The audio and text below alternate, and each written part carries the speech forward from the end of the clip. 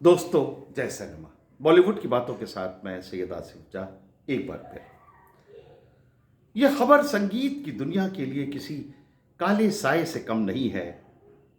आशा ताई अब नहीं है हमारे दरमियान।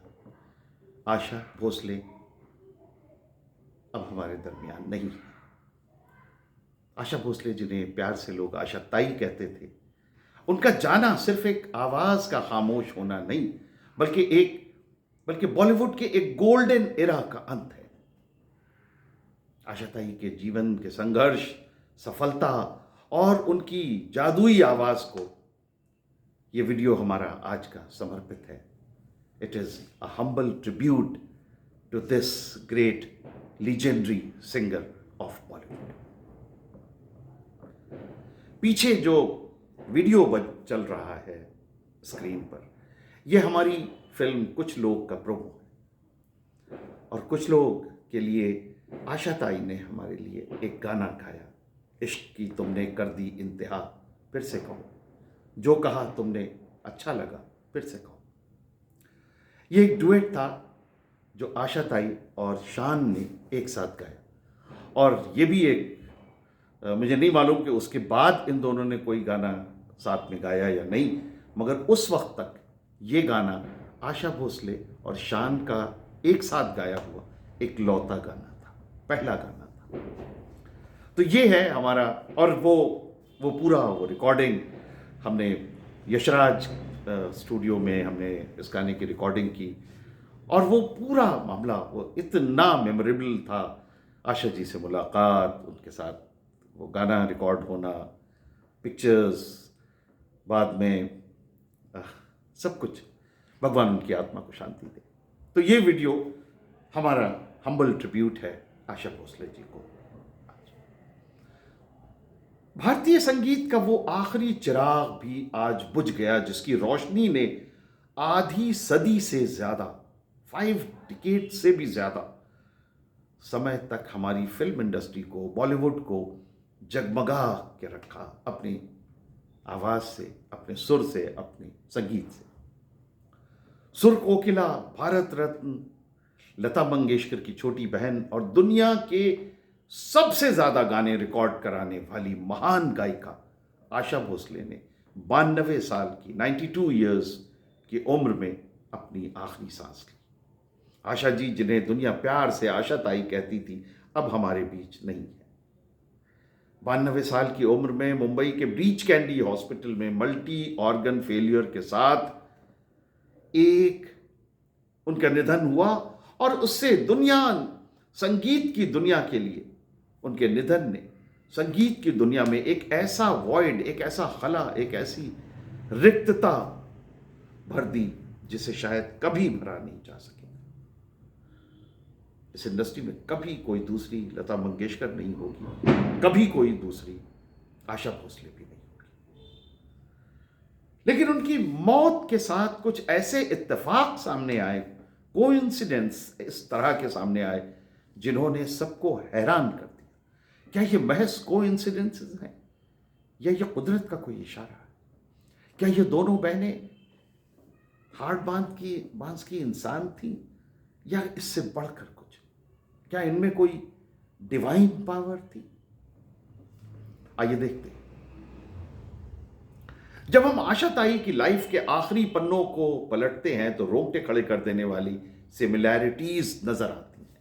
लता मंगेशकर और आशा भोसले दोनों सगी बहनें, जिन्होंने भारतीय संगीत को की तकदीर लिखी।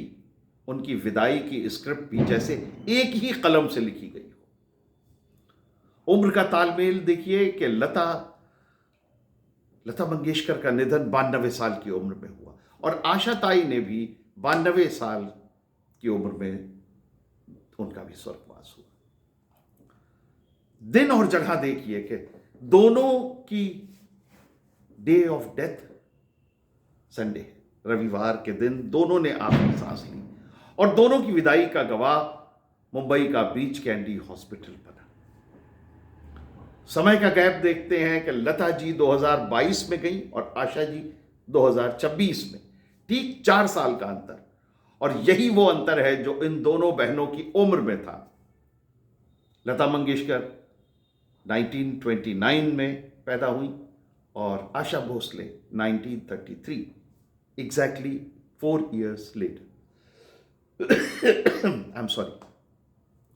फिर ऐसा लगता है कि मानो किस्मत ने, नसीब ने, नियति ने उनकी जुदाई को एक लय, एक ताल में बांध दिया था।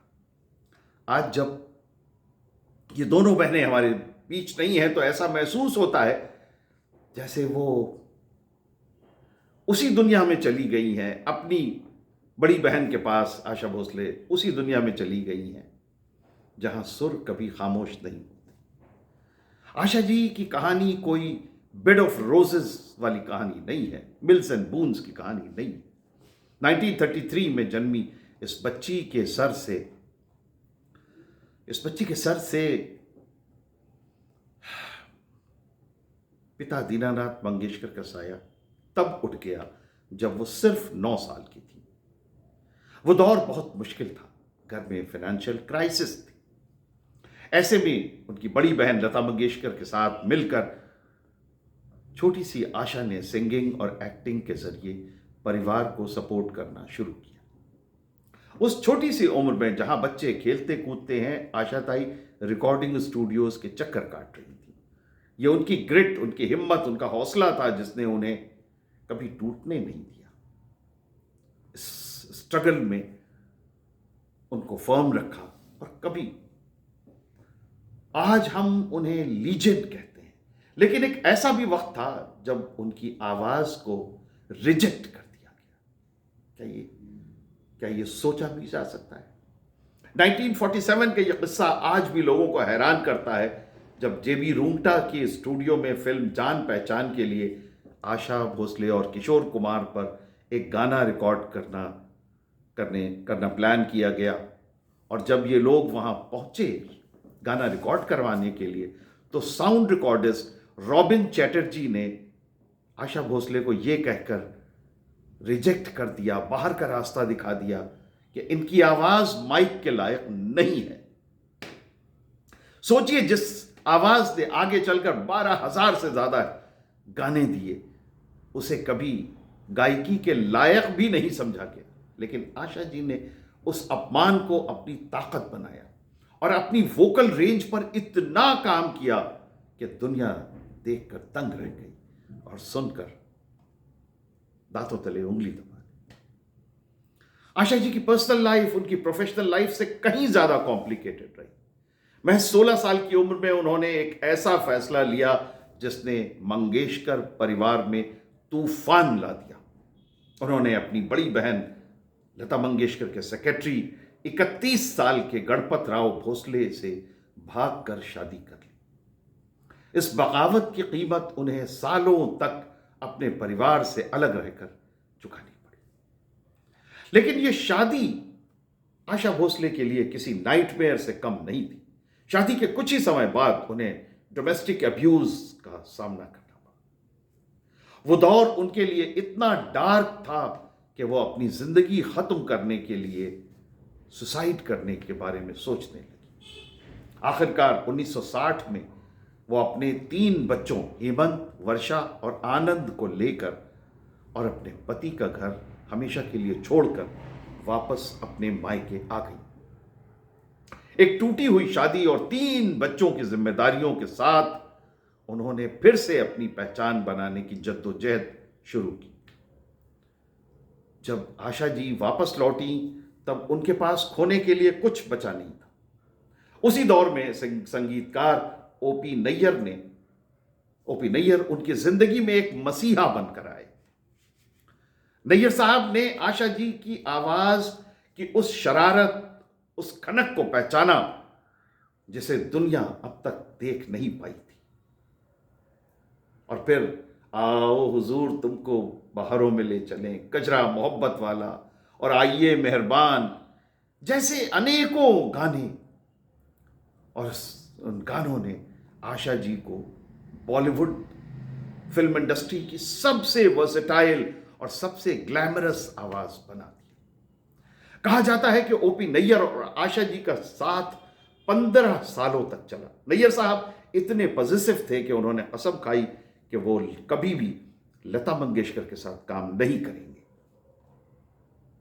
उन्होंने आशा जी को वो सारे मौके दिए जो शायद किसी और को मिल सकते थे, लेकिन जैसा अक्सर होता है, हर कहानी का अंत सुखद नहीं होता। इस रिश्ते का अंत भी बहुत ही दर्दनाक हुआ। आशा जी ने जब ओपी नैयर के साथ आखिरी गाना गाया, जब आखिरी गाने की रिकॉर्डिंग खत्म हुई, और वो आखिरी गाना था चैन से हमको कभी आपने जीने ना दिया, व्हाट अ कोइंसिडेंस। और इस गाने की रिकॉर्डिंग खत्म करने के बाद वो स्टूडियो में फूट फूट कर रोई, और उसके बाद वो स्टूडियो से बाहर निकल गई, कभी भी वापस मुड़कर पीछे देखने के लिए नहीं। इसके बाद उन्होंने कभी मुड़कर ओपी नैयर की तरफ नहीं देखा।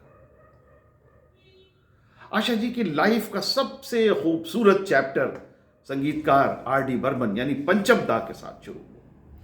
फिल्म तीसरी मंजिल के दौरान उनकी दोस्ती प्यार में बदली। 1980 में दोनों ने शादी कर ली। हालांकि पंचम दा की मां इस शादी के बिल्कुल खिलाफ थी, क्योंकि आशा जी उनसे 6 साल बड़ी थी, 3 बच्चों की मां थी। लेकिन पंचम और आशा जी की जोड़ी ने संगीत के हर नियम को तोड़ दिया। उन्होंने साथ मिलकर दम मारो दम जैसे हिप्पी गानों से लेकर मेरा कुछ सामान जैसे इमोशनल गजलों तक वो सब कुछ क्रिएट किया, जो आज भी म्यूजिक लवर्स के लिए एक बाइबल की तरह। भले ही उनकी अपनी कोई संतान नहीं थी, लेकिन उनका संगीत ही उनकी सबसे बड़ी विरासत। इंडस्ट्री में अक्सर ये चर्चा रहती थी कि लता जी और आशा जी के बीच सिबलिंग राइवलरी है। यह सच है कि एक साथ उनके बीच रिश्तों में बहुत खटास आ गई थी। लता जी अक्सर वो गाने जो उन्हें पसंद नहीं आते थे, जैसे कैबरे या चुलबुल चुलबुले मस्ती भरे गाने, वो उन गानों को लता जी आशा जी के पास भेज देती थी। आशा जी को लंबे समय तक अपने बहन की परछाई में रहना पड़ा। उनके रिफ्यूज और रिजेक्ट किए हुए गाने गाने पड़े। लेकिन समय के साथ, खासतौर पर पंचम दा के आने के बाद, दोनों बहनों के बीच की दूरियां कम हुई, और अंत में वो दोनों एक दूसरे के लिए सिर्फ बहनें नहीं बल्कि एक दूसरे का वजूद बन गई। भारतीय फिल्म संगीत के गोल्डन पीरियड के 5 सबसे बड़े नाम थे, और यही शायद कभी भी इस तरह का एक साथ का ये 5 सुर कभी इंडस्ट्री दोबारा देखेगी, ऐसे talented singers, I don't know. और ये नाम थे मोहम्मद रफ़ी, मुकेश, लता मंगेशकर, किशोर कुमार और आशा भोसले। आशा भोसले के निधन के साथ उस महान ग्रुप का आखिरी पिलर भी ढह गया। आशा ताई ने 20 से ज्यादा भाषाओं में 12,000 से ज्यादा गाने गाकर जो रिकॉर्ड बनाया है, उसे छू पाना भी किसी दूसरे सिंगर के लिए नामुमकिन है। उनके गाने सिर्फ धुनें नहीं हैं, वो हमारी यादों का हिस्सा है। चाहे वो प्यार का इजहार हो, चाहे किसी महफिल की मस्ती हो, या अकेलेपन का दर्द हो, आशा भोसले की वर्सेटाइल आवाज ने हर इमोशन को पूरी खूबसूरती से निभाया। आज भले ही उनका पार्थिव शरीर पंचतत्व में विलीन हो चुका हो, लेकिन उनकी रूहानी आवाज हमेशा फिजाओं में गूंजती रहेगी। जैसा कि किसी ने सच ही कहा, सुर कभी मरते नहीं, वो बस एक दुनिया से दूसरी दुनिया में ट्रेवल करते। और इसी तरह से अगर इस बात को माने तो आशा ताई हमारी दुनिया से उस सुरों की दूसरी दुनिया में ट्रेवल कर गई। गुड बाय आशा ताई। आपकी तरह कोई दूसरा नहीं होगा और आपकी जगह कोई नहीं ले पाएगा। May your musically rhythmic soul rest in eternal peace. जय सिनेमा, जय Bollywood. Thank you very much for watching.